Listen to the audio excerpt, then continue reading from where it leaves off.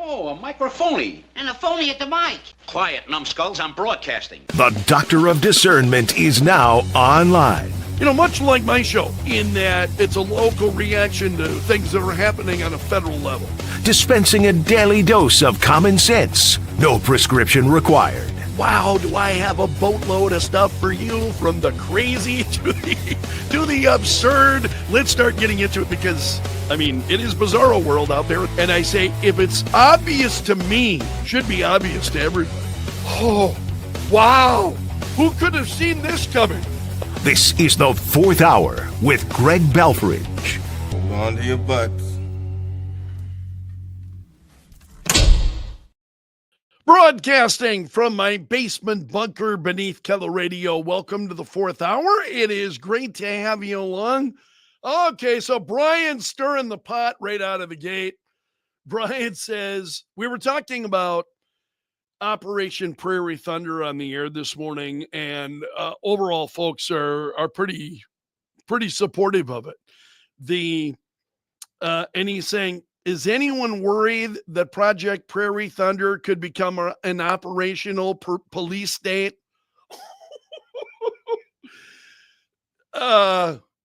You're out there. You're out there.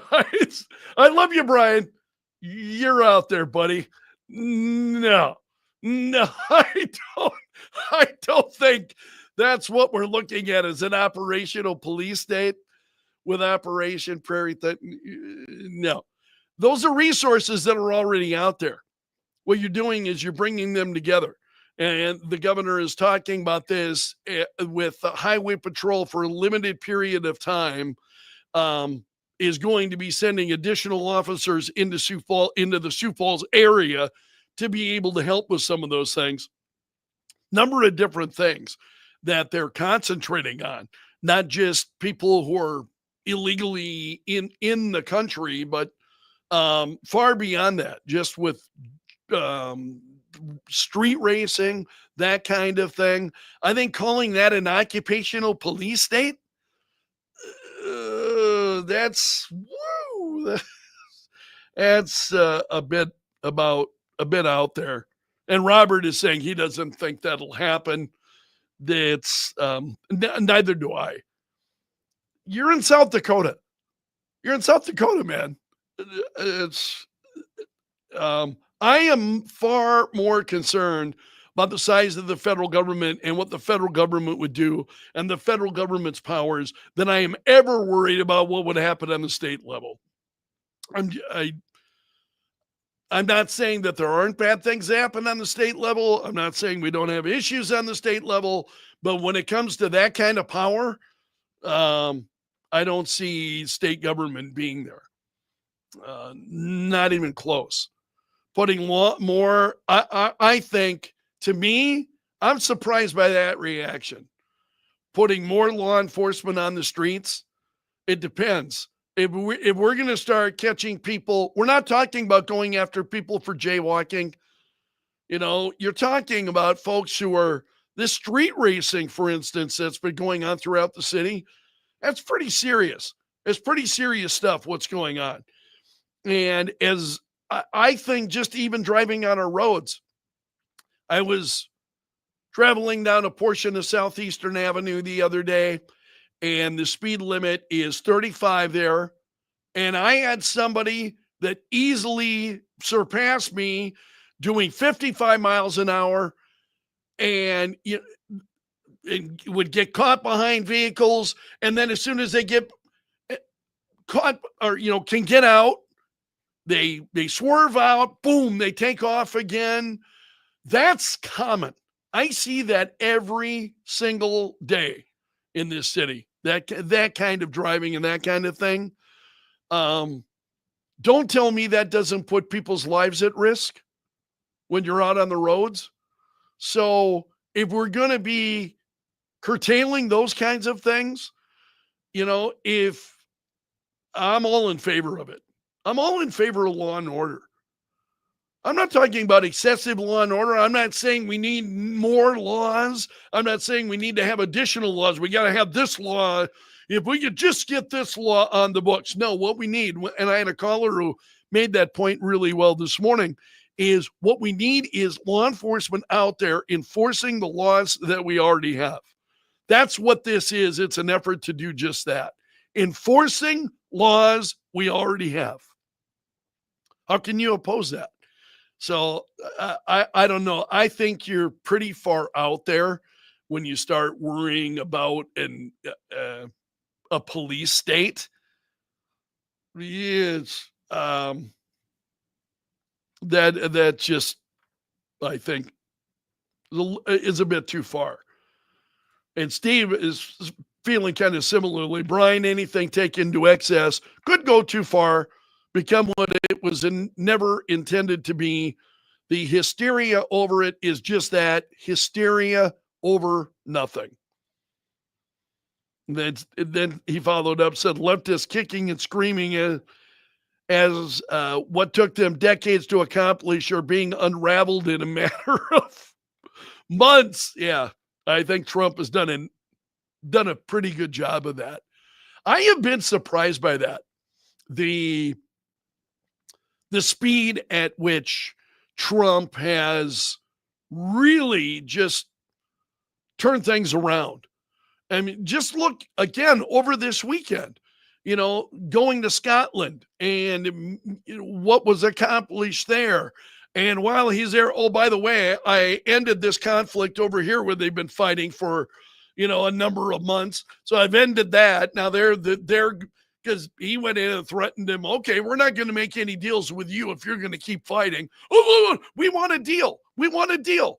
I mean, and it's just absolutely amazing. And this is an example of what happens when you stand fast and you don't put up with the nonsense.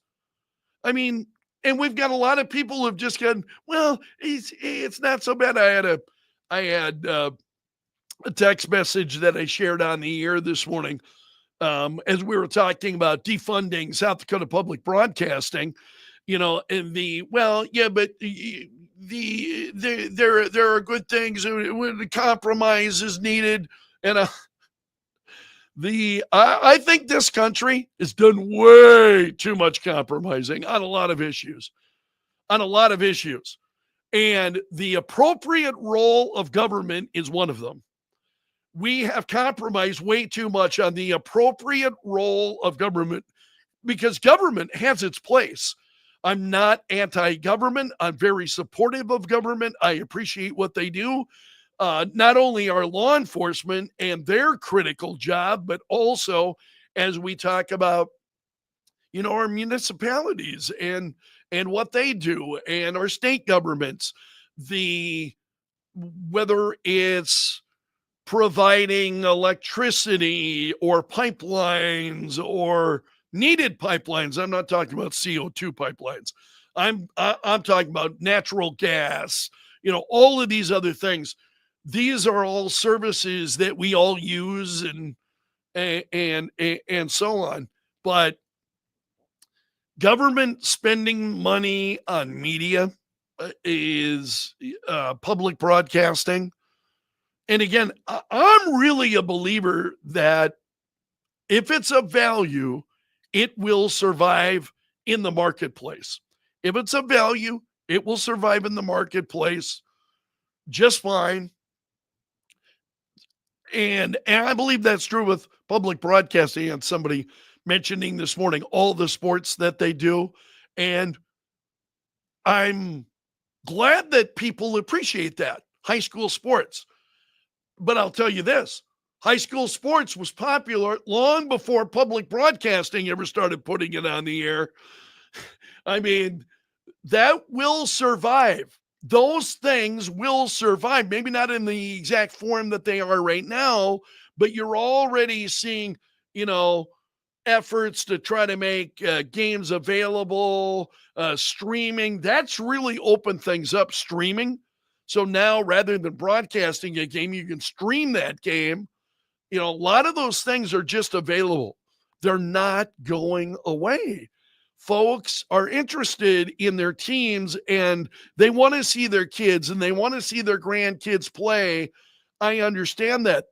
That's not a compelling argument for public broadcasting and the amount of salaries that you have these, folks of public broadcasting that they've been pulling down.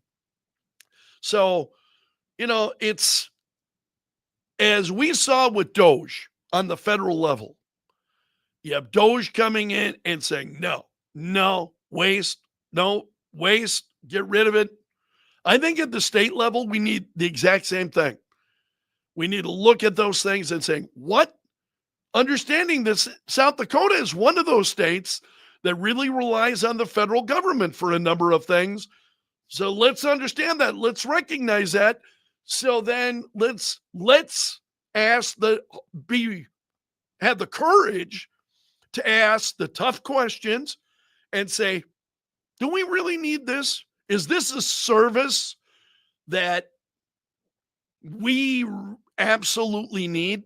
We've got so many people today, and this is because I think life, especially in the post-World War II era, life in this country is easy. We're fat, we're lazy, we're generally speaking now, we've had everything given to us. Many of us didn't fight for our freedoms. We've had others who have fought the really tough, significant battles for our freedoms. And we're just here to, soak it all up. I think we have to change that attitude. We really got to change that attitude of just, I want. Okay, I'm just like going like a madman, so I'm gonna leave it there today. You have made it to the end of the video, so you're a part of my gallery of champions. I'm gonna ask all of you, please hit that like button before you leave. We're up now. My number of subscribers on YouTube is up to 380. So we're closing in on 400 subscribers on YouTube. Help me get there. Hit that like button. Tell your friends. You got like-minded friends? Share it with them. Let them know what we're doing. Special salute to the Bunker Brigade, those who are here each and every day. I appreciate all of you. Okay, until tomorrow, underground and golf.